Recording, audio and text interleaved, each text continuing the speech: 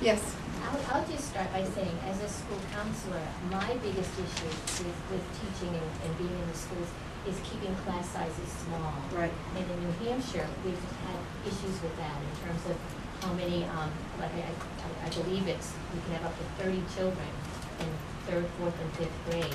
Oh, jeez. And that just makes a tremendous Right. difference for teaching, makes a tremendous difference in my job. Right. You know, to keep those, and I know under Clinton's administration, we had a thing where class sizes were smaller. And Smaller, it's- particularly as early. And it's changed, so I'm hoping that will be a big issue for. No, I mean, I think that there's an ebb and flow in terms of education, you know, emphasis on this or emphasis on that. There are a couple of things that never change. One is class size, and I actually think the other is school size. You know, that got some attention more recently, but it's pretty much stayed the same. Not necessarily in the lower grades, but as you get older. And those are two things that will be important pieces of the puzzle.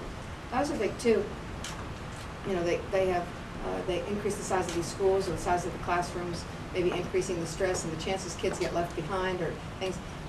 They don't increase the number of counselors to deal with them at the same time. I also have to say one thing about counselors, because I think a lot of parents don't think of counselors as their friends sometimes. You know, you only hear from the counselor when your child's in trouble.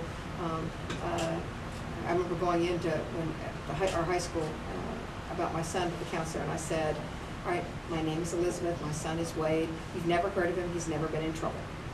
The reason is she had 600 kids. You know, there's no chance, you know, to put names and faces together even for that number of people. But the reason I'm saying it's the best piece of parenting advice I've ever gotten. I got from a school counselor. Oh, that's nice to hear. At a PTA meeting. And the piece of advice, so that you all won't be left hanging, was that make an issue of everything that will make them a better adult and leave everything else behind. That was a wonderful piece of advice, and I have had to use it lots of times when they wanted to wear something I didn't think was right, or you know. But just to keep in mind that that's the job. You've got to keep your eye on the ball, and the ball is making them better adults. So I don't know that I ever got a chance to thank Barry, so I'm thanking you for that piece of advice.